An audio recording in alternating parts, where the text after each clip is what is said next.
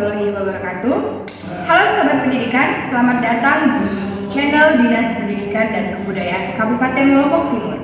Di kesempatan kali ini, kami akan menjelaskan beberapa tahapan atau petunjuk teknis dari penerimaan peserta didik baru tahun 2024. Berikut tahapan penerimaan peserta didik baru dari jenjang SD ke jenjang SMP dan beberapa tahapan yang harus dilaksanakan oleh satuan pendidikan. Yang pertama, yaitu membentuk dan menetapkan panitia PPDB dengan keputusan kepala sekolah disertai berita acara, daftar hadir, notulen rapat, dan dokumen pendukung lainnya. Yang kedua, menyelenggarakan sosialisasi dan diseminasi. Yang ketiga, menyelenggarakan PPDB sesuai petunjuk teknis yang telah ditentukan. Yang keempat, menetapkan calon peserta didik baru sesuai kuota dan ketentuan melalui mekanisme rapat Dewan Pendidikan dan Komite Sekolah. Ditetapkan dengan keputusan kepala sekolah, berita acara, dan dokumen pendukung lain. Tahapan selanjutnya, setelah penyelenggaraan penerimaan calon peserta didik baru, Satuan Pendidikan harus melaksanakan pengumuman calon peserta didik baru yang dinyatakan diterima. Lalu menyelenggarakan daftar ulang calon peserta didik baru dan menyelenggarakan pengenalan lingkungan sekolah sesuai peraturan dan perundang-undangan yang berlaku. Yang ke-8, menyampaikan laporan kepada Kepala Dinas Pendidikan dan Kebudayaan Kabupaten Lombok Timur. Jalur penerimaan peserta didik baru ada 4. Yang pertama yaitu jalur zonasi, jalur afirmasi, jalur prestasi, dan jalur perpindahan orang tua atau wali. Untuk jalur zonasi sudah ditentukan sesuai dengan alamat dari calon peserta didik baru. Untuk jalur afirmasi, peserta didik baru atau calon dari peserta didik baru harus menyiapkan dokumen seperti dokumen KIP, dokumen PKH, atau dokumen pendukung lainnya. Untuk jalur prestasi, calon peserta didik baru harus menyiapkan sertifikat atau dokumen prestasi mau akademik maupun non-akademik. Untuk jalur perpindahan tugas, calon peserta didik baru harus menyiapkan dokumen SK atau surat tugas dari orang tua. Surat tugas ini berupa surat tugas mutasi dari kantor atau dinas sebelumnya. Halo Sobat Pendidikan, pada tahun 2024 ini, penerimaan calon peserta didik baru di Kabupaten Lombok Timur akan menggunakan aplikasi PPDB. Aplikasi PPDB ini akan digunakan untuk pendaftaran calon peserta didik baru khusus dari jenjang SD yang akan mendaftarkan diri ke jenjang SMP. Dan aplikasi hanya bisa digunakan untuk calon peserta didik baru yang akan mendaftarkan diri ke SMP negeri atau SMP sekolah di bawah naungan pemerintahan. Nah, terkait lebih lanjut tentang penggunaan aplikasi atau petunjuk teknis dari penggunaan aplikasi PPDB akan diatur atau diringkas dalam penampilan video berikut ini. Assalamualaikum warahmatullahi wabarakatuh. Sobat Pendidikan, berikut akan kami jelaskan tutorial dari penggunaan aplikasi PPDB tahun 2024. Pertama-tama, user atau pengguna aplikasi PPDB harus masuk ke halaman login. Pertama-tama, user harus masuk ke halaman login dan memasukkan NISN dan password. Saya akan memasukkan NISN siswa 0115675328 dan passwordnya pun sama, harus NISN 0115675328. Jika NISN dan password sudah benar, maka siswa bisa langsung masuk ke halaman dashboard. Di halaman dashboard, hal pertama yang harus dilakukan adalah masuk ke menu profile. Setelah masuk ke menu profile, siswa harus mengganti default password yang diberikan. Contoh di sini, untuk password lamanya kita tulis NISN-nya 0115675328 dan memasukkan password baru yang tidak diketahui oleh siapapun. Minimal 8 karakter. Contoh di sini saya buat passwordnya Dina 1234. Kita confirm passwordnya, Dina1234. Kita save. Nah, setelah berhasil mengubah password, kita harus kembali ke halaman utama dengan mengklik menu dashboard.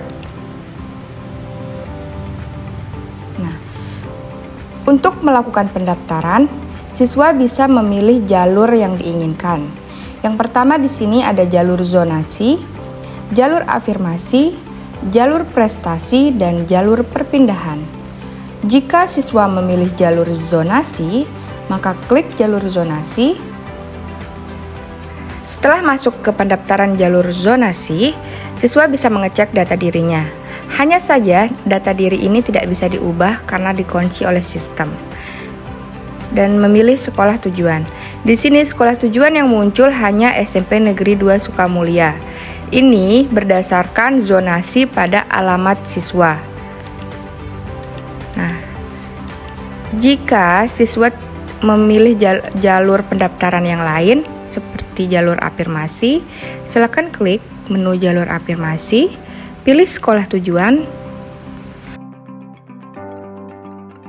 Setelah masuk ke dalam menu jalur afirmasi, siswa bisa memilih sekolah tujuan dan memilih salah satu dari dokumen yang harus dilengkapi. Jika siswa mempunyai KIP, maka yang diupload adalah nomor KIP dan upload kartu KIP. Jika siswa menggunakan kartu PKH, maka tuliskan nomor PKH dan upload kartu PKH. Jika menggunakan ID data KS, Jika menggunakan ID data KS, maka ketikkan atau input nomor data KS-nya dan upload ID data KS. Kita lihat untuk jalur selanjutnya. Jika memilih jalur prestasi, siswa bisa mengklik jalur prestasi dan masuk ke halaman pendaftaran melalui jalur prestasi. Di sini data diri sudah terkunci. Siswa hanya memilih sekolah tujuannya. Contoh kita pilih SMP Negeri 5 Selong. Di sini siswa diminta untuk mengupload bukti prestasi akademik maupun prestasi non-akademik, khusus untuk jalur prestasi. Kita kembali ke halaman utama. Kita akan memilih jalur pendaftaran, yaitu jalur perpindahan tugas orang tua. Di sini siswa juga memilih sekolah tujuannya dan mengupload surat tugas orang tua atau SK mutasi orang tua. Hanya satu file yang diupload, dengan semua file yang diupload harus maksimal 1 MB. Setelah itu kita kembali ke dashboard.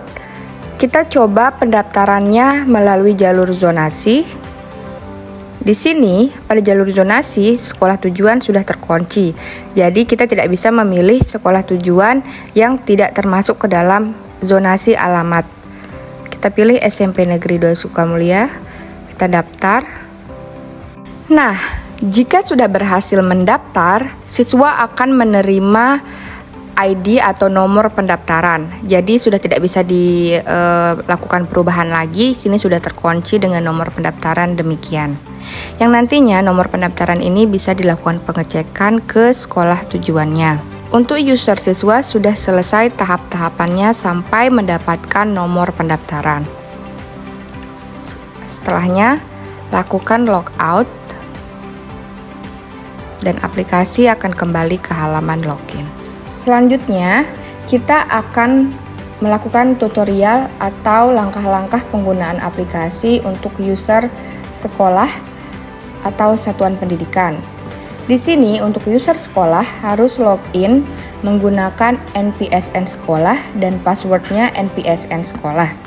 Contoh, saya masukkan NPSN sekolah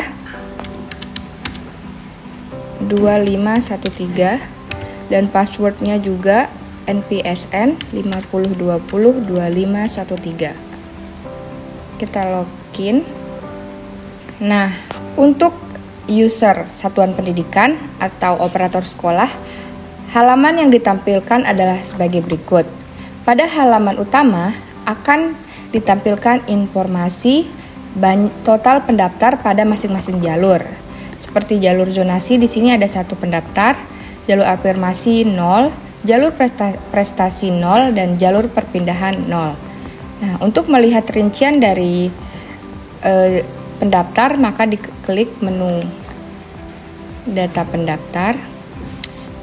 Nah, di sini akan muncul data siswa yang mendaftar di SMP Negeri 1 Selong. Di sini ada 3 tombol yang bisa digunakan dan yang pertama itu tombol Excel. Di sini user atau satuan pendidikan bisa mendownload file data pendaftaran dalam bentuk Excel, PDF, dan bisa langsung print dari sistem.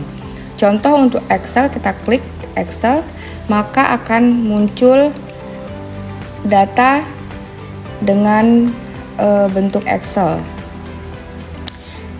Untuk PDF, kita klik, akan muncul data dalam bentuk PDF.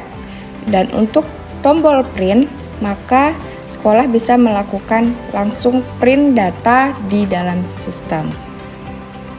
Seperti ini. Nah, jangan lupa untuk user satuan pendidikan pada saat pertama login pun sama, harus masuk ke menu profile dan melakukan update passwordnya. Karena password yang diberikan itu default NPSN, maka sekolah harus mengubah sesuai password yang diinginkan. Contoh sekarang untuk SMP Negeri 1 Selong, saya masukkan password lamanya 5020 2513 dan masukkan password baru SMP 1 Selong.